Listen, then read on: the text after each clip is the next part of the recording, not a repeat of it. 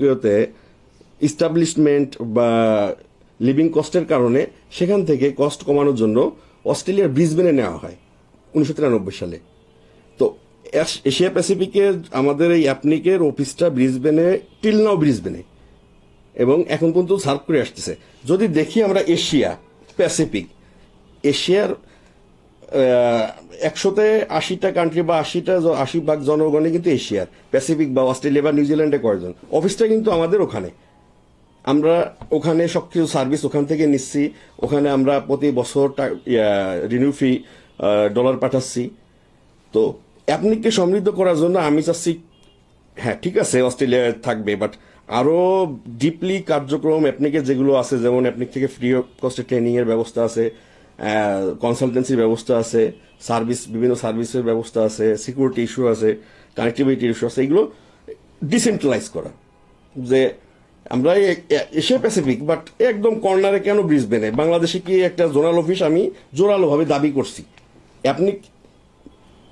আপনি যে কোশ্চেনটা আমাকে করলেন যে অ্যাপনিক কিভাবে সমৃদ্ধ হবে, হ্যাঁ অ্যাপনিক সমৃদ্ধ হবে তার কার্যক্রম ডিসেন্ট্রালাইজ করার মাধ্যমেই। আর কেন ডিসেন্ট্রালাইজ করবে?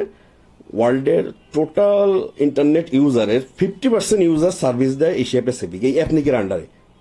বাকি 4টা অর্গানাইজেশন যে আছে বাকি 50% দেয়। তো আমরা অ্যাপনিকে সবচেয়ে ওয়ার্ল্ডের 50% যেখানে আমরা লিডিং দিচ্ছি, সেখানে আমাদের দাবি দাওয়া, আমাদের অ্যাপনিকের উপরে যারা আছে, যেখান থেকে আমাদের রিসোর্সগুলো আসতেছে, ইউএস বেস্ট আইক্যান, আয়ানা বা কম্পিউটার সোসাইটি, তাদের সাথে জোরালোভাবে উত্থাপন করা যে আমাদের কন্ট্রিবিউশন এইটা, আমাদের ডিসেন্ট্রালাইজ করতে হবে, আমাদেরকে এই জিনিসগুলো সুবিধার আওতায় আনতে হবে। তো এইভাবে আমার ইচ্ছা যে আপনিকেও এই ধরনের কিছু প্রস্তাব উত্থাপন করব।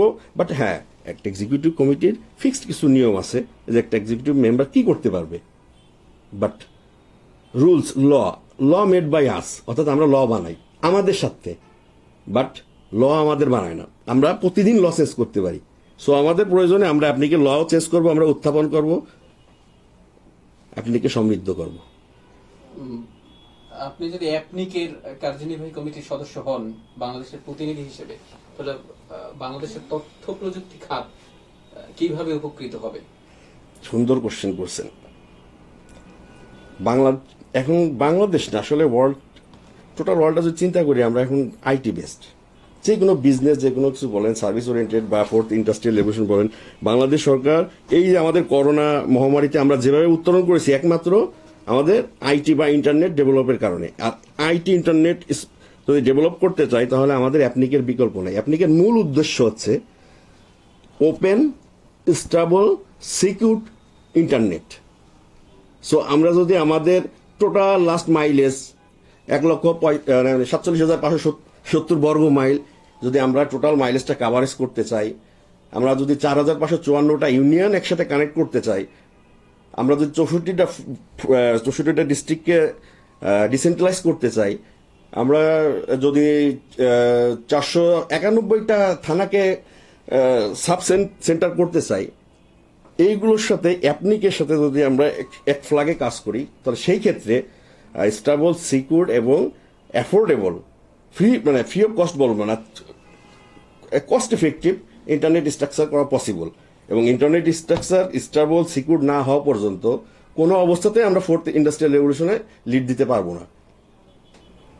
আর আরো যদি বলার আরো আছে, কারণ কি অ্যাপনিক থেকে, যেমন আমি বাংলাদেশে একটা জোনাল অফিস জোর প্রস্তাব দাবি করছি, কারণ বাংলাদেশের কারণে একমাত্র লাস্ট কাপল অফ মান্থস, অর্থাৎ লাস্ট 10 মান্থসে অ্যাপনিকের সদস্য সংখ্যা 1,000 বৃদ্ধি পাইছে, ওনলি ফর বাংলাদেশের জন্য। এবং অ্যাপনিকে 56টা সদস্য দেশের ভিতরে Bangladesh largest body. So largest body হিসেবে, এবং আমরা গতকালকে আপনারা তো জানেনই যে আমরা একটা স্ট্যাটাসে উন্নীত হয়েছি।